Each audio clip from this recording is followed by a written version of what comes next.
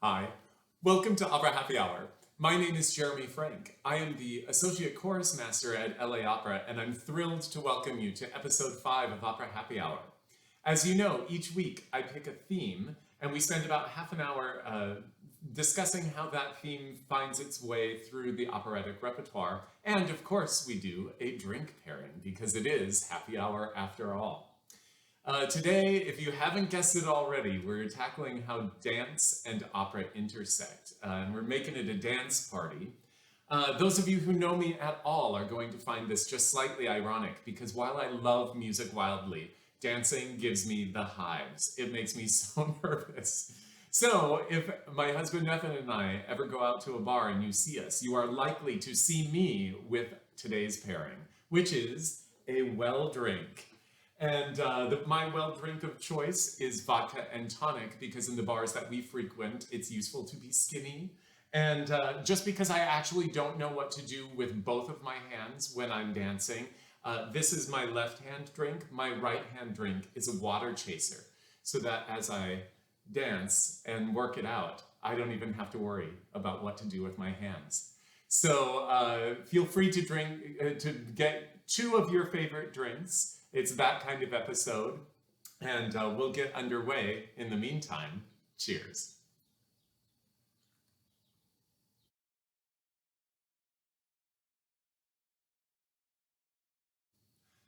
As all of you undoubtedly know, dance is an ancient tradition that goes back all the way to antiquity. And though the operatic tradition only stretches back about 420 years or so, dance has played an important role in our art form since the earliest days of opera. Now, this subject is just so big. We could spend many, many episodes, and perhaps we will, on the relationship between dance and opera. But today I thought we would do one particular angle of it, and that is how composers use dance to depict character, which is truly, truly fascinating. And to illustrate the points that I'd like to talk about today, I thought we would choose two of the most famous operas that there are. First, Bizet's Carmen, written in the late 19th century. And then in the second half of the show, we'll talk about Don Giovanni, where Mozart, who was an amazing dancer himself, wrote one of the most intricate and deceptively simple sounding and beautiful mashup of dances that has ever been written. It's easy to see why Carmen is one of the top 5 operas ever performed. It's about a toxic relationship between the title character Carmen and this guy who catches her interest, Don José. He turns out to be a really bad egg, and because of that, it's also a story about being dumped and the revenge that you want to seek, and in Don José's case, he actually does seek it. So, because of that, if you've ever been in high school and had a really crappy first breakup, this is a story that you can easily relate to. Not only that, but Carmen also has tune after tune that are super famous. You will undoubtedly recognize most of the melodies that I'm about to sing and play for you in today's episode. And as it turns out, most of them are constructed from dance rhythms. And that is partly why I was really eager to get them into today's show. One major component of Carmen that is important to address immediately when you start talking about it is that most of the characters of the show are drawn from the Romani community. In the 19th century, Bizet is certainly not alone in drawing characters and taking themes from what was then called the Gypsy community. We would certainly never call it that now, though some members of that community do use that term to refer to themselves. But the interesting thing in Bizet's telling of a story about these characters is that he clearly depicts them to be more true to themselves, genuine, authentic, and outside of the conventions of Western European culture. He absolutely lionizes them, and they are, for better or worse, and mostly for better, the heroes of this story. One of them, Carmen, as I said earlier, happens to sing most of her songs in dance. And because Bizet wanted to pair this exotic and authentic character with exotic sounding music, we get some of the most amazing and new dances of the day. And I thought we would spend the first part of today's show talking about the first 4 times that we hear Carmen sing solo repertoire and investigate the dances that are behind them.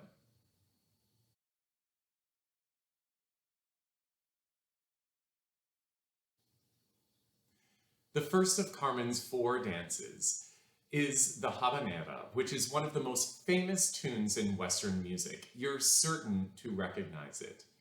The dance habanera became very popular in the 1870s, which happens to be the same decade that Bizet was writing Carmen. And in fact, the habanera as a dance is very close to the tango. You'll recognize the little cell of rhythm in my left hand that links those 2 dances together. And because of that, it means that the original origins of this dance come from sub-Saharan Africa, actually. It's very sensuous, it's very exotic and sultry, and when you think about what Carmen is saying and what this song reveals of her character, it's a really tight fit. In this song, Carmen has not yet met Don José, and so she is singing to other people that she works with at the cigarette factory. And there are a bunch of men around, soldiers, who are infatuated with Carmen. They've come to hear her philosophy of love, which is that love is like a rebellious bird. If you try to catch it, it will escape you. But if you just wait and appear uninterested, it will come to you whether you want it to or not. You'll recognize this tune for sure. I'm going to sing the entire first verse. And for those of you who know this piece, there is a very famous chorus that accompanies the second half of this verse. If you happen to know the words, please feel free to sing along.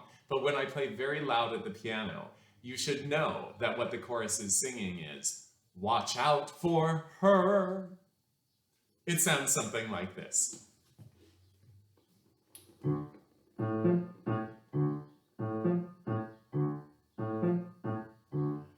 L'amour est un oiseau rebelle que nul ne peut apprivoiser, et c'est bien en vain qu'on l'appelle s'il lui convient de refuser. Bien y fait, menace ou prière, l'un parle bien, l'autre se tait, et c'est l'autre que je préfère, il n'a rien dit, mais il me plaît.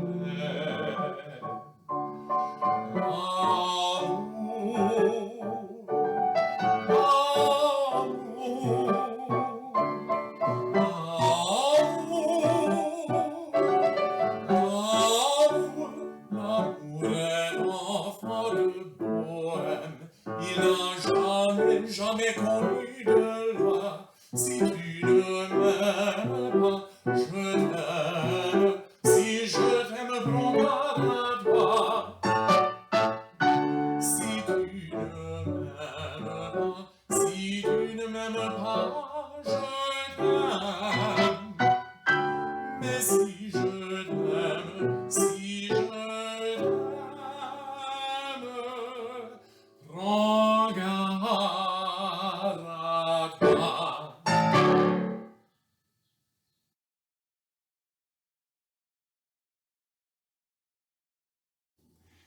Carmen's second dance also appears in Act 1 after José has been forced to arrest her for causing a fight at the cigarette factory.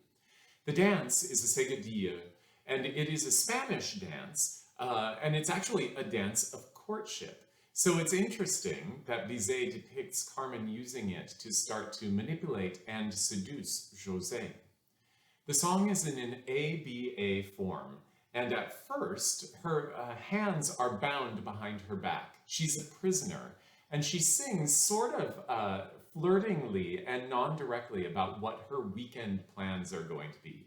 And they're going to be tremendously boring, and she wishes she had a guy there that she could spend a little bit of time and get to know.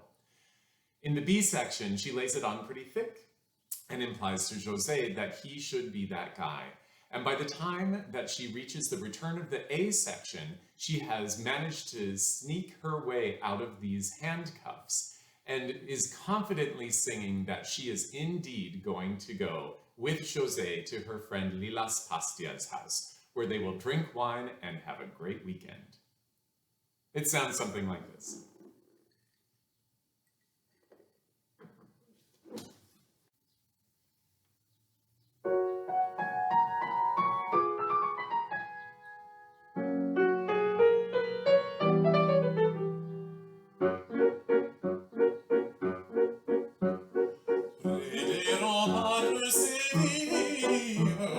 Chez mon ami Las Passia, j'irai danser la ségue du bar du Manzanilla.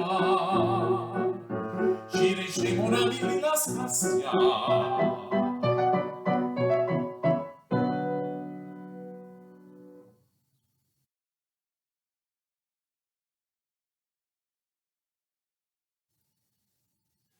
Of course, José's superiors in the army are none too impressed that he has been bamboozled by Carmen and that she has managed to make her escape.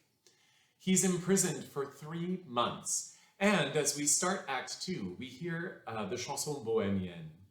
In French of the time, bohémienne was one of the terms that Bizet and other composers used to refer to the Romani community, mostly because at that time in Europe they had been living in Bohemia. And you probably know the famous opera La Bohème, which actually doesn't mean that the whole piece is about Romani. Instead, it means something about freewheeling, peace-loving artist types, people who have a free spirit, who value liberty above all. And at the beginning of Act 2 of Bizet's Carmen, we actually see Carmen with a group of her friends, and it is the exact depiction of that kind of life philosophy. They sing the chanson bohémienne. It is a song that happens in 3 verses, and it sort of starts out as if it's really, really hot, as it has been in LA lately. Everybody is a little bit too lazy to get worked up into dancing. And so the first verse starts in this kind of sultry tempo. But as they talk about the instruments that will be accompanying the dance and how it will feel to dance and the great feeling that it's going to cause and how it will awaken all of their senses, the song gets faster and faster and faster. It picks up speed like a snowball going downhill. And by the end, everybody is rollicking around and dancing with complete delight. It's absolutely impossible to resist. Here's how it sounds.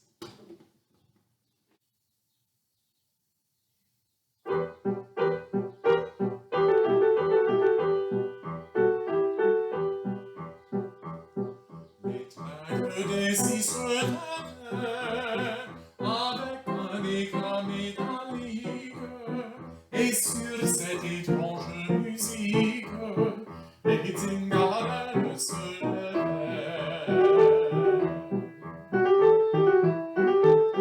Tambour de basse galère le train, et les guitares forcenées, grincent sous des mains obstinées. Même chanson, même refrain, même chanson, même refrain. Tra-la-la-la, tra-la-la-la, tra-la-la-la,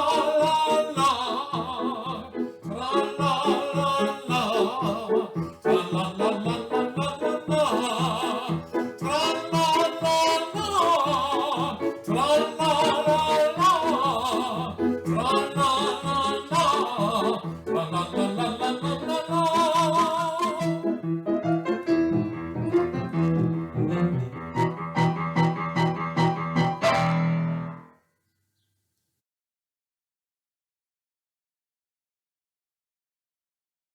In the 4th song that I'd like to sing for you, 4th song and dance that I'd like to sing for you, which happens toward the end of Act 2, Carmen actually does some more manipulation, but in a way it's ingenious because it's a song that sounds like it's for herself, while at the same time being exactly for José and for his benefit. What's happened is José has taken his time of leave to come find Carmen again and profess his love for her. He tells her that he's been obsessed with her for the 3 months that he's been in jail and can't think of anything else other than her. And she says, really, if you want to prove it, then you should desert and you should come follow me and all of my fellow Bohemians. And he thinks about it for a while and doesn't think he should do it. But she sings this song that I'm about to sing for you. And she manages to make it so that it fits exactly in time with the bugle call that is calling him back from his break. She also does this very sensuous dance during it, and she accompanies herself using castanets, which are they're a percussion instrument that are handheld. They're 2 pieces of hard wood, usually chestnut, that are held on a string in each hand, and they look like little clamshells. And when you click them, they make rhythms, and so you can do da ga da ga da da ga da da ga, or things like that. Now, I don't have any castanets at home, but it is super important to the song because she tells José that she is going to accompany herself with the castanets. So I brought out my good old wooden bowl and some wooden spoons. And so I'm going to accompany myself while I sing Carmen's 4th song. It goes something like this.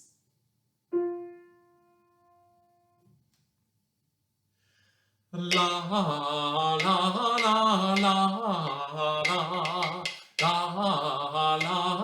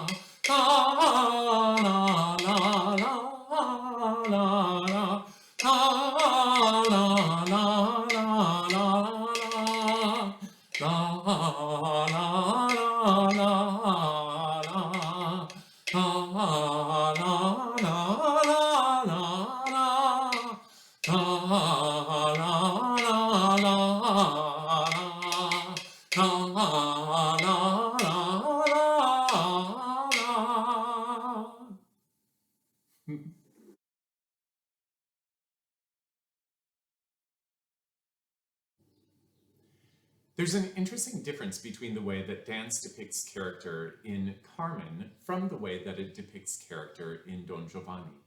In Bizet's instance, he's using these dances that come from African and Cuban and Spanish origin to evoke a sense of otherness and exoticism. In a way, he's looking to other cultures to be able to comment on French culture of his day. In contrast, Don Giovanni is commenting on the culture of its day by using the dances of its time and of its own social strata. One of the most amazing things occurs in the end of the Act 1 finale of Don Giovanni. It's technically called a quodlibet, which is a Latin term that means something that is pleasing to the ear. But what it is, essentially, is just a mashup of 3 dances that shouldn't go together, but do. And Mozart is very, very particular about which dances he chooses. Now, Mozart was a great dancer himself. He also composed a ton of music for dance, but this is by far his most ambitious tool. You need to know a little bit about the story of Don Giovanni for it to make sense.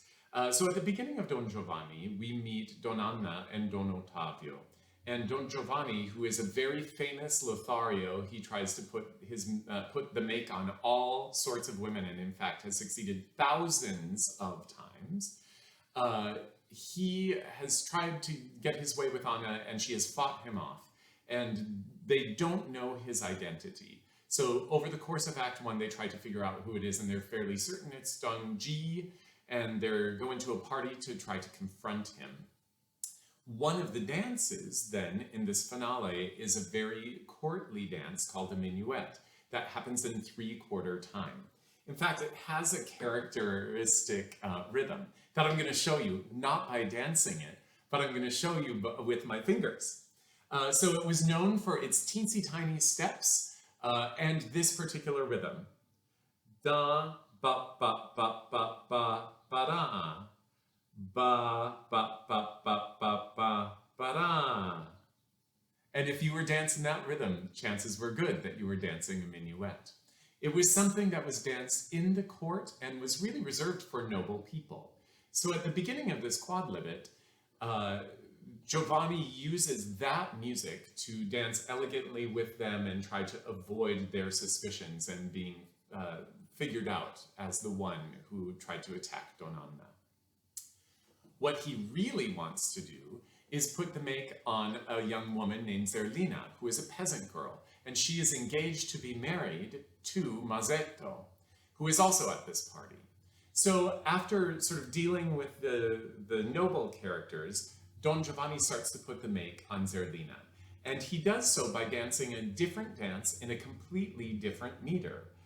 This is a contra dance, and it's sort of like an old version of line dancing. It's like the electric slide of its time. And because he uses this very social dance to dance with her, he can get close to her without raising too much suspicion. Now, Mazzetto is no dummy and he knows what's up. And so he wants to start to pick a fight and defend his lady. Meanwhile, Giovanni's henchman, Leporello, starts dancing with Mazzetto in a third dance, in a third meter, as a distraction. And that dance is a very frantic, very fast dance called a German dance, which was a dance that only peasants did.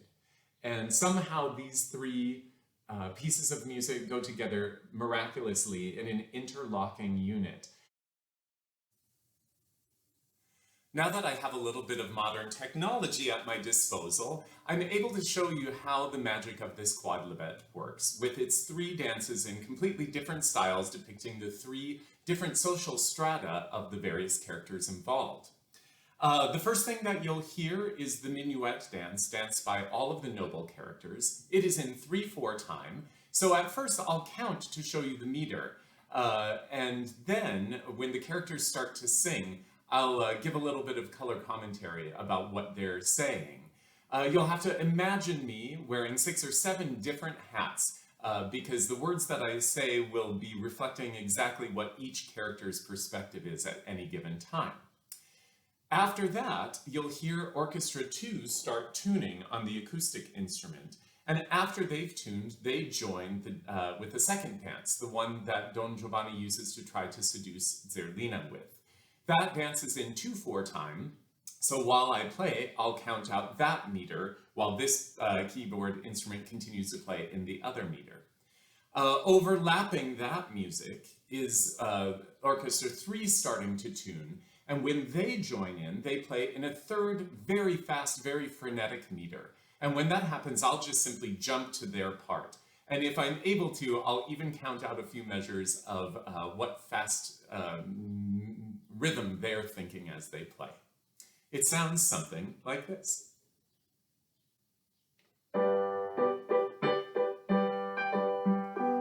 1, 2, 3, 1, 2, 3. 1, 2, 3, 1, 2, 3. We start with Leporello. Come join us in a dance that is the peasant girl. I'm dying. You be chill. It's going very well. It's not going very well. Orchestra 2 tunes.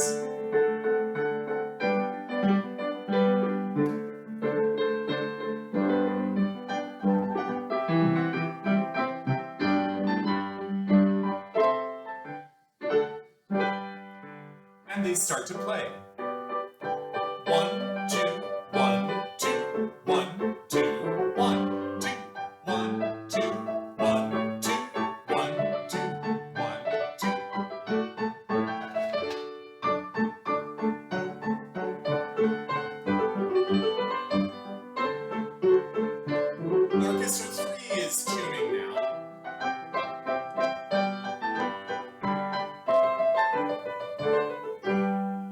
they start to play.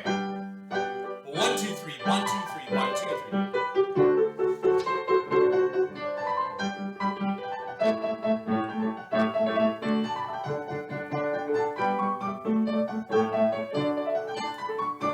One, two, three, 1, 2, 3, 1, 2, 3.